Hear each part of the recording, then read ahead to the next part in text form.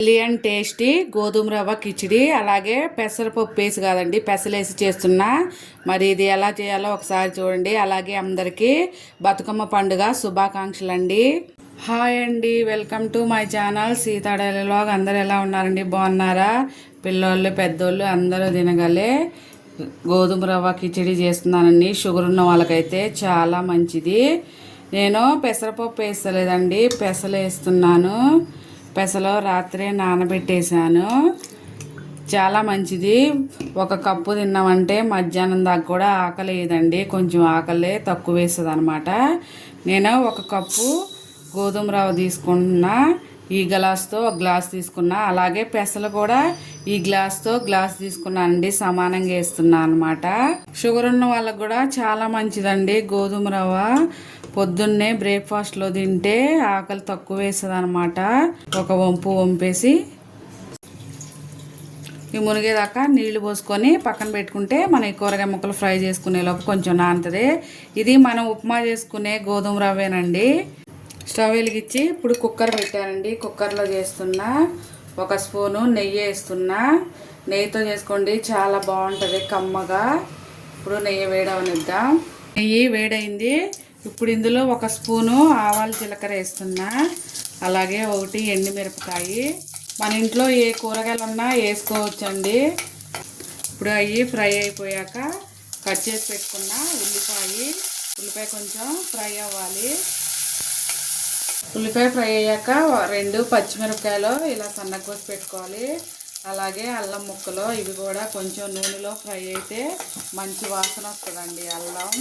అల్లం ఫ్రై అయిపోయాక ఒక క్యారెట్, అలాగే కొంచెం ఆలుగడ్డ, ఇవి కొంచెం సేపు ఫ్రై చేసుకున్నా. ఇప్పుడు ఇందులో ఒక రెమ్మ కరివేపాకు, టమాటా ముక్కలు, ఒక టమాటా వేసానండి చిన్నది నేను.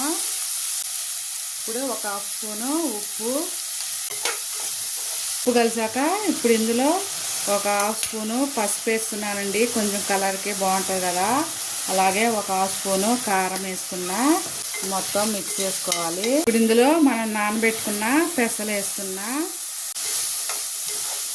పెసలు వేసాక ఇప్పుడు మనం నానబెట్టుకున్న గోధుమ రవ్వ వేస్తున్నా. ఒక 2 నిమిషాలు మంచిగా నెయ్యిలో ఫ్రై అయితే బాగుంటుంది. ఇప్పుడు ఈ గ్లాస్తో ఒక గ్లాసు రవ్వ, ఒక గ్లాసు పెసలు, వాటికి 2 గ్లాసులు చొప్పున 4 గ్లాసులు, అలాగే ఇంకో గ్లాసు ఎగస్ట్రా వేస్తున్నా నీళ్ళు. మంచి కలిపేసుకొని ఉప్పు చూసుకొని ఉప్పు వేసుకోవాలి. ఉప్పు సరిపోలేదండి, ఇంకొక హాఫ్ స్పూను ఉప్పు వేస్తున్నా. అలాగే కొంచెం కొత్తిమీర కలిపేసి విజిల్ పెట్టేసుకోవటమే. ఇది కూడా చాలా మంచిదండి ఆరోగ్యానికి. పొట్టిది లేదు కదా, బాగుంటుంది, మంచిదన్నమాట ఆరోగ్యానికి. ఇప్పుడు కుక్కర్ మూత పెట్టేసుకొని మీడియం ఫ్లేమ్ మీద ఒక 3 విజిల్లు వచ్చేలాగా పెట్టుకోవాలి. 3 విజిల్లు అయిపోయినాయి, స్టవ్ ఆపేస్తున్నా. చూద్దాం. ఇప్పుడు ప్రెషర్ పోయింది, మూత తీసేద్దున్నా. సరే, మంచిగా ఉడికింది.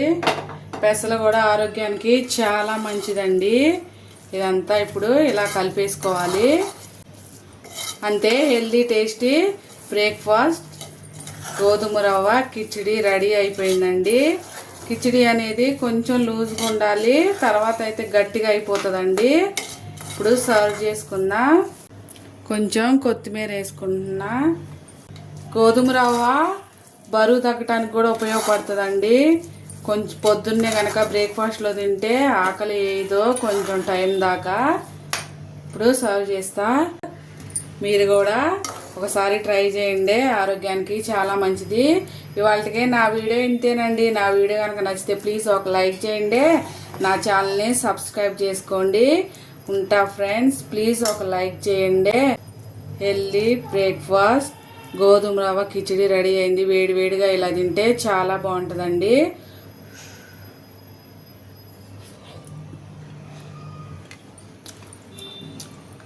పెసలు మంచిగా ఉడికినాయి, భలేగా మొత్తం మ్యాష్ అయిపోయిందండి భలేగా.